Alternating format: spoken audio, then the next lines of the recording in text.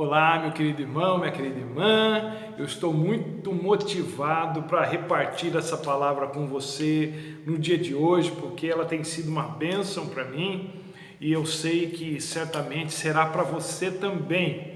Então vamos falar com Deus para que o Espírito do Senhor mova o nosso coração, para que Ele entre nos nossos pensamentos, na nossa maneira de pensar e nos converta, nos transforme, para que nós possamos fazer da nossa vida um culto racional, algo que Deus aprove, algo que seja abençoado para nós, algo que seja abençoador para quem está ao nosso redor.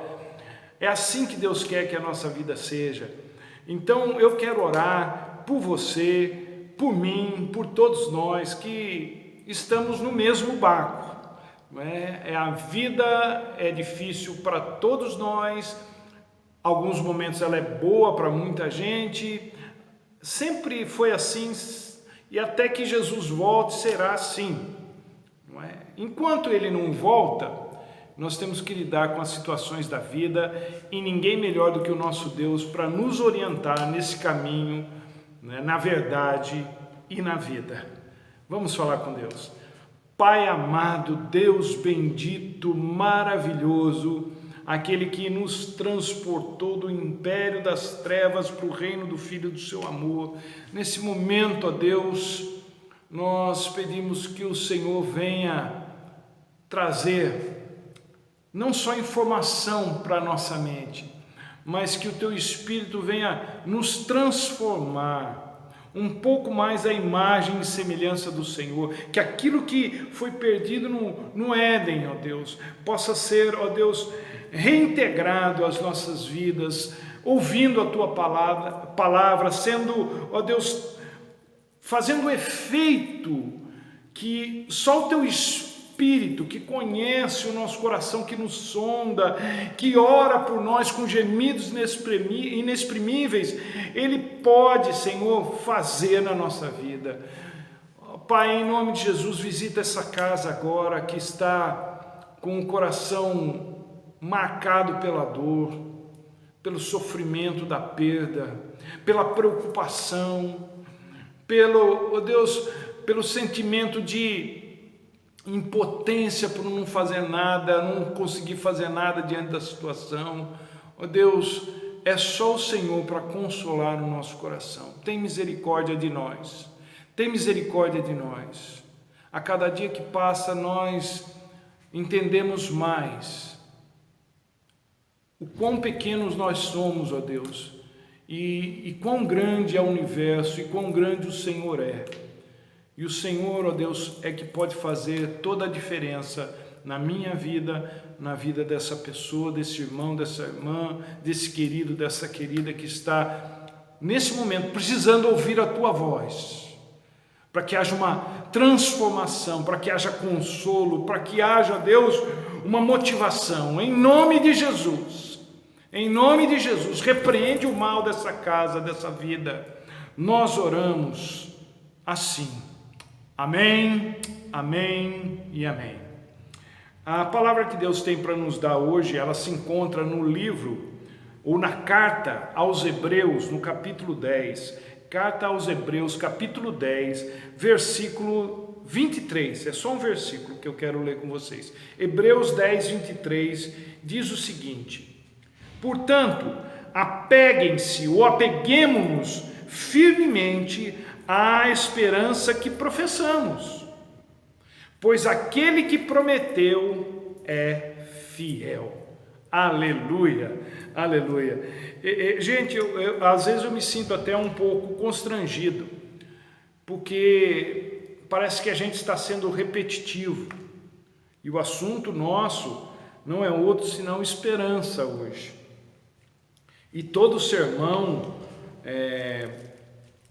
dos dias de hoje acaba pendendo ou caindo nessa temática. Por outro lado, a gente não pode fugir daquilo que precisamos no momento.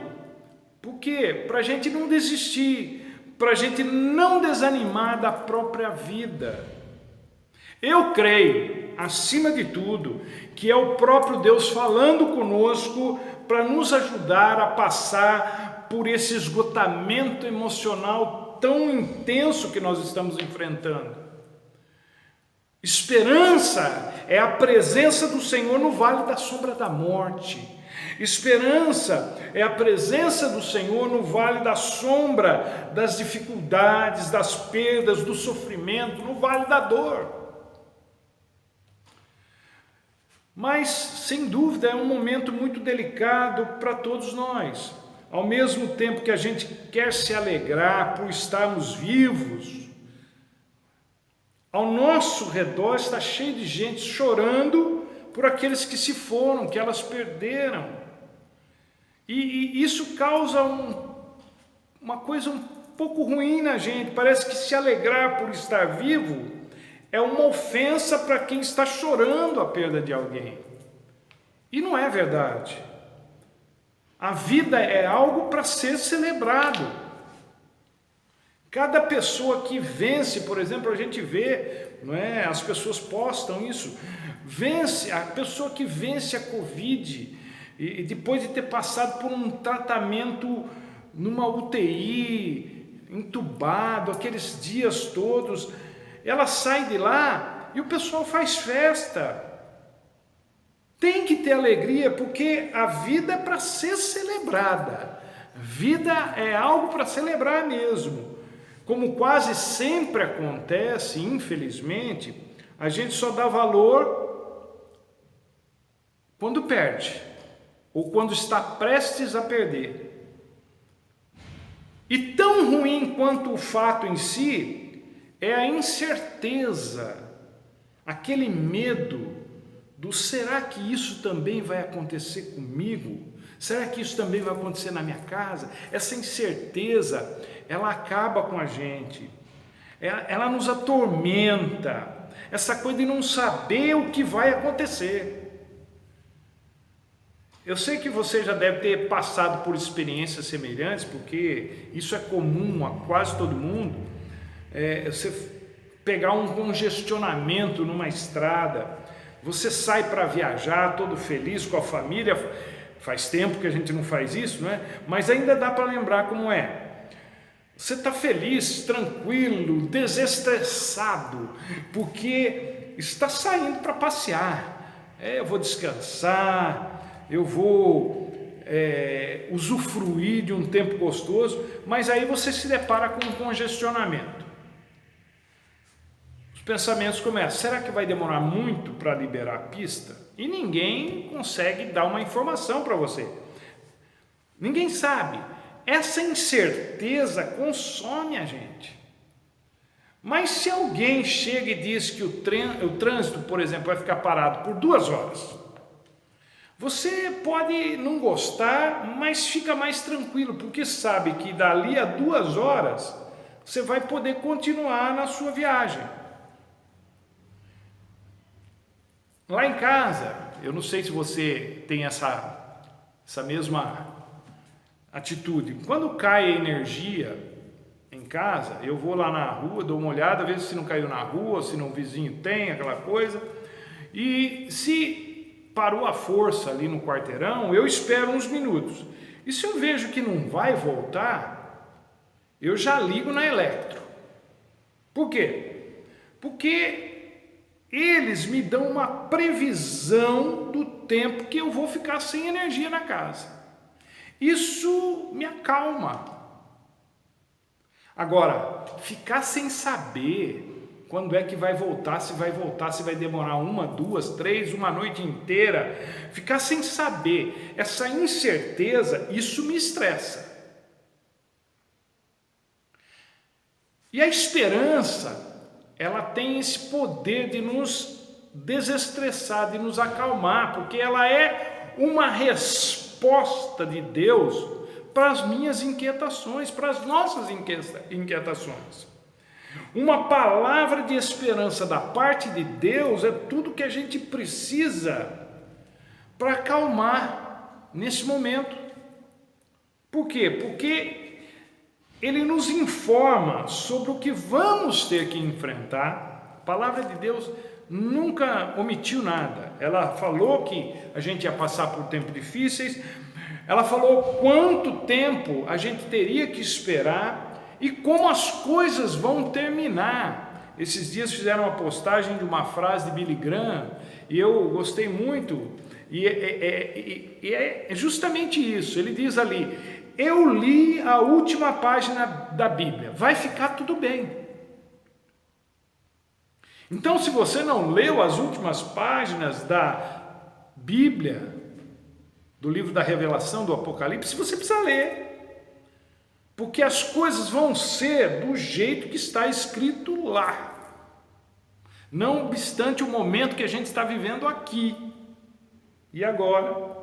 O mundo não vai acabar em pandemia, não vai acabar em fogo, não vai acabar em caos. Um novo céu e uma nova terra nos aguardam. Agora, enquanto isso não chega, nós temos que conviver com as incertezas que a vida nos impõe. E para conseguir manter um certo equilíbrio, nós temos que fazê-lo, viver isso com esperança em Deus. Sem esperança, a gente pira mesmo. Fica maluco, doidinho de pedra. É por isso que o escritor aos Hebreus nos instrui aqui a nos apegarmos firmemente ao quê? À esperança que nós professamos. Não é qualquer esperança não, é a esperança que nós professamos, que nós temos fé, né? A esperança em Deus. E que esperança? É a esperança de quem confia no Deus que alimenta os pássaros. Porque os pássaros, disse Jesus, eles não semeiam, nem colhem, nem armazenam. No entanto, o Pai os alimenta. A esperança de quem confia no Deus que veste os lírios do campo, que não trabalham e nem tecem. No entanto, eles se vestem melhores do que o próprio rei Salomão se vestiu em toda a sua glória. A esperança de quem não tem as mesmas preocupações que os pagãos. Por quê? Porque os pagãos, eles se consomem pensando em como resolver as suas vidas, pensando no dia de amanhã. Por quê? Porque eles não confiam no Deus que os criou. São palavras de Jesus em Mateus no capítulo 6, os versos 25 a 32.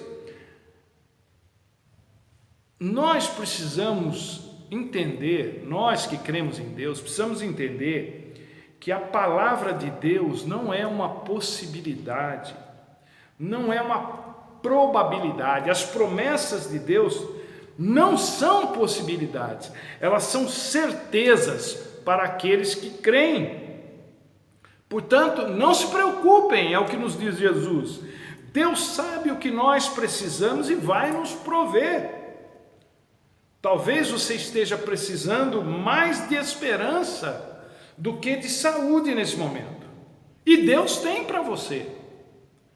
Ou talvez você esteja precisando mais de fé do que de comida. Deus tem também para você. Mas se a sua necessidade imediata for comida, Deus também proverá. Se for saúde, Deus proverá. Deus sabe o que nós precisamos mais do que nós mesmos. Então a gente não precisa se atormentar com as inquietações de amanhã, porque os dias já são pesados o suficiente. Está tudo lá em Mateus 6. O que essa esperança que professamos nos pede é que troquemos as incertezas da vida pela certeza de que existe um Deus que se importa conosco. Um Deus que se importa com você. Uma pessoa que, além de se importar com você, tem o poder de mudar as circunstâncias da sua vida. Não se trata de apenas mais uma pessoa na sua vida. Deus é muito mais do que alguém que se importa com você. Deus é a pessoa que pode mudar as circunstâncias da sua vida. Quando eu era criança e alguma coisa ruim me acontecia, como qualquer criança, eu chamava pela minha mãe. Mãe, mãe! E lá vinha minha mãe para ver o que estava acontecendo. Mas até para as mães há limites. Há coisas que elas não podem fazer por mais que queiram fazer. Elas não podem estar conosco o tempo todo, elas não podem nos livrar dos vírus, elas não podem nos ajudar em determinadas situações, mas Deus pode, porque Ele é onipresente e onipotente, além de ser onisciente. É nele que o escritor aos Hebreus pede que coloquemos a nossa esperança, ou mantenhamos a nossa esperança firme, na pessoa de Jesus Cristo. Jesus Cristo não é uma voz gravada eletronicamente do outro lado da linha, como os operadores de telefonia usam para nos deixar irritados e angustiados. Você quer falar com gente e você fica falando com máquina. Não, Jesus não é assim. Quando você ora, você fala diretamente com Ele, sem intermediários. Jesus é a nossa esperança, é Ele que nos sustenta durante a tribulação. Há quem pense que se livrou daquilo ou disso porque é fisicamente resistente, ou porque o tratamento funcionou, ou porque soube como dar a volta por cima numa situação devido à sua própria inteligência ou perspicácia. Não é não. Se você venceu em alguma área da vida, é por causa da graça de Deus, pura graça de Deus. E é nesse Deus de toda a graça que eu deposito a minha esperança. Uns confiam em carros, outros em cavalos, diz o salmista no Salmo 20, verso 7. Mas nós confiamos no Senhor, o nosso Deus. Uns confiam em homens, outros nas vacinas, mas quem conhece o Deus de toda a graça confia nele e somente nele. Por quê? Porque Deus tem 100% de eficácia, 200% de eficácia, se é isso possível. Ele não mente, Ele não nos ilude, Ele não inventa coisas para a sua própria conveniência.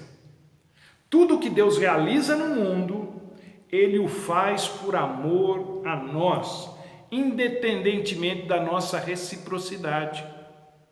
Os homens jogam o jogo das possibilidades, do vai que dá certo. Vai que dá certo. É a possibilidade da imunização, é a possibilidade de lucro, é a possibilidade de dar certo, é a possibilidade da volta à vida normal. Com os homens é sempre assim, tudo é uma tentativa, possibilidades, probabilidades, mas com Deus não. Com Deus é certeza, porque Deus não está brincando com a vida da gente. Ele sabe muito bem, mais até do que qualquer um de nós, o que está em jogo. Deus leva a vida, as nossas vidas, muito a sério. Para a empresa farmacêutica, para o político, para o mundo, eu e você somos apenas números e cifrões. Para Deus, cada um dos quase 8 bilhões de habitantes do planeta, se não mais, cada um desses tem nome. Ele conhece cada um de nós pelo nome. E quando a gente conhece alguém pelo nome, é muito mais difícil não se envolver. Apesar de dizermos que temos empatia com a dor dos outros, é muito comum as pessoas dizerem isso, é normal hoje em dia, a gente não chora por quem não conhece. A gente não fica tão tocado assim por quem a gente não conhece, a não ser que a gente veja umas imagens que nos cause alguma comoção. Ah, fulano morreu. Fulano morreu. Eu não conhecia. Fulano morreu. Deus não faz essa distinção. Ele nos conhece pelo nome, Ele sabe onde vivemos, o que fazemos, o que pensamos, o que sentimos, e isso não permite que passemos, que a nossa vida, a vida de cada um de nós, passe despercebida para Ele. Você pode depositar a sua esperança em Deus, porque para Ele você não é um número e nem um cifrão. Você é criação dele. Mas pastor, eu escuto muito isso. Eu sou um ninguém. Quem sou eu nesse mundo, né, tão grande de 8 bilhões de pessoas? Talvez você se veja assim, ou as pessoas lhe vejam assim, mas Deus não. Deus vê você como alguém por quem Jesus morreu, alguém tão precioso, tão preciosa, que custou, que valeu a morte de Jesus. Não tem como não crer nesse Deus, não tem como não confiar nesse Deus, não tem como não depositar esperança nesse Deus, não tem por que dar as costas para esse Deus. É uma confiança que não depende das circunstâncias. Quem deposita a sua esperança em Deus é porque já passou daquela fase de que se Ele fizer, Ele é o meu Deus, se Ele não fizer, não vai ser mais. Já passou disso. Quem espera em Deus, isso é, quem tem esperança em Deus, não se deixa influenciar pelas circunstâncias mais do que o necessário. Como assim mais do que o necessário? A gente faz o que tem que fazer, mas sabe que no final das contas é Deus quem realiza em nós, tanto o querer quanto o efetuar, como nos diz Paulo em Filipenses 2:2. Deus é a nossa esperança, não tenha dúvidas disso. Veja o que o Salmo 127 nos diz: se o Senhor não edificar a casa, em vão trabalham os que a edificam. Se o Senhor não guardar a cidade, em vão vigia a sentinela.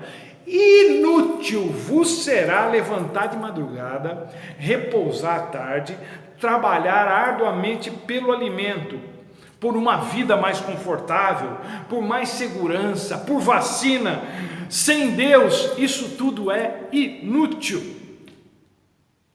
Gente, não adianta esperar que as pessoas resolvam os problemas da humanidade. Isto é, não tem esperança em quem é como você, feito da mesma substância, da mesma matéria que você, sujeito às mesmas coisas que você.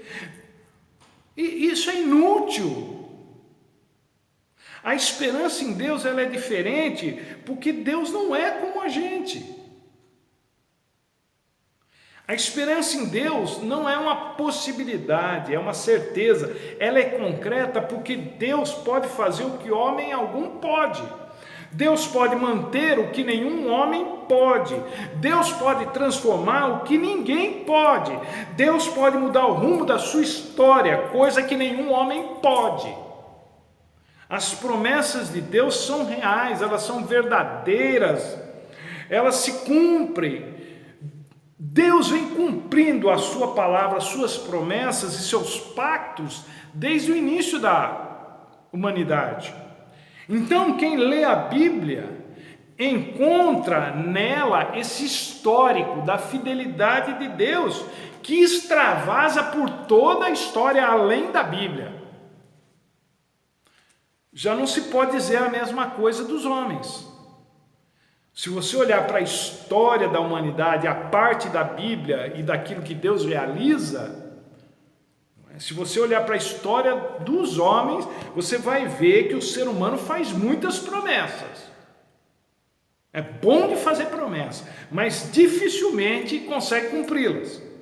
E não as cumpre por uma série de razões, desde falta de caráter, até por uma situação de impedimento real, quando a pessoa, ela, num determinado momento, ela fez uma promessa em que ela podia cumprir, mas passado algum tempo ela não tem mais controle sobre aquilo e não tem mais como cumprir. Deus não tem esses problemas. O que Ele promete, Ele cumpre. Se existe alguém que zela pela sua palavra, é Deus. Portanto, se você tiver que ter esperança em alguém, sem absolutamente nenhuma desconfiança, coloque a sua confiança em Deus, a sua esperança em Deus, e não em pessoas iguais a você.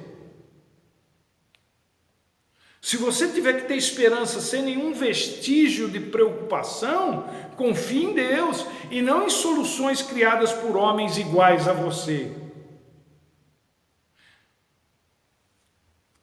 Isso não significa, eu quero deixar isso bem claro, isso não significa que você não deva usar os recursos disponibilizados pelos homens, tais como remédio, como vacina, ou seja lá o que for que estiver disponível para a gente amenizar a nossa situação, para melhorar a vida. Não, você pode fazer uso, deve fazer.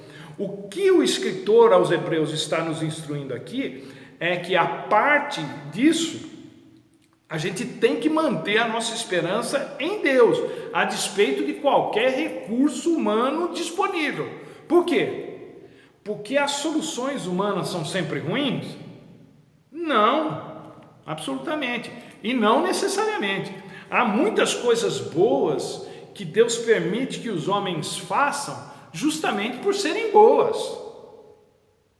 Mas ao mesmo tempo, o problema que acompanha a maior parte das soluções humanas é o fato de que elas são passageiras, elas são circunstanciais, elas não são totalmente confiáveis e quase sempre, há interesses escusos por detrás daquilo que os homens fazem com aparência de coisa boa. Deus não. Por detrás de tudo aquilo que Deus nos promete está o seu amor por nós. Até porque a gente não tem nada para dar para Deus que já não seja dele. Deus nunca nos promete algo para que Ele tire algum proveito disso. O que Deus nos promete vem do seu amor por nós. Portanto, quem coloca a sua esperança em Deus não vai se decepcionar, porque Ele não faz promessas que não possa cumprir e nem nos promete coisas que vão nos destruir. Coloque a sua esperança na palavra de Deus, responda às inquietações que o mundo tem gerado dentro de você com a palavra de Deus. Não se apoie no que as redes sociais estão dizendo, não confie nos noticiários, não se apoie no que as redes sociais dizem, não empreste o seu ouvido a jornalistas cujos comentários lhe trazem tristeza, depressão, indignação, desesperança. E eles fazem isso com a justificativa de que estão colocando informação à sua disposição, mantendo você bem informado. Isso não nos traz esperança. Na verdade, isso destrói a gente, abala a nossa fé, desmotiva a nossa esperança. Apegue-se firmemente à esperança que você professa. Que esperança é essa? Que Deus está no controle de tudo, que o mal está com seus dias contados, desde que Jesus venceu o diabo na cruz do Calvário, e que novos céus e nova terra nos aguardam. Isso sim é esperança. O resto é balela, conversa mole. Por que podemos ter essa esperança? Porque o versículo de Hebreus, ele termina dizendo que aquele que prometeu é fiel. Deus é fiel. Fidelidade é parte inerente do caráter de Deus. É uma daquelas qualidades que bem pode descrever Jesus. Fidelidade. Assim como João diz que Deus é amor, a Bíblia também diz que Ele é fiel em diversas passagens. E eu quero terminar essa ministração com uma dessas passagens que se encontra na primeira carta de Paulo aos Tessalonicenses, capítulo 5, verso 24, que diz: aquele que vos chamou é fiel e há de realizar aquilo que prometeu. Não se preocupe, não perca noites de sono por causa das circunstâncias. Deus é fiel àquilo que Ele prometeu, e aquilo que Ele prometeu Ele vai cumprir. Lembre-se de ler os últimos capítulos da Bíblia, os últimos capítulos do livro da Revelação, daquilo que nós chamamos Apocalipse, e saiba como tudo vai ser. Suas incertezas vão acabar. Deus tem um futuro maravilhoso para mim e para você, e para todo aquele que nele crê. Portanto, que essa palavra abençoe o teu coração, e que Deus te abençoe, e que Ele nos permita estar juntos para mais uma vez meditarmos na palavra dEle. Deus te abençoe, um abraço, fique com Jesus.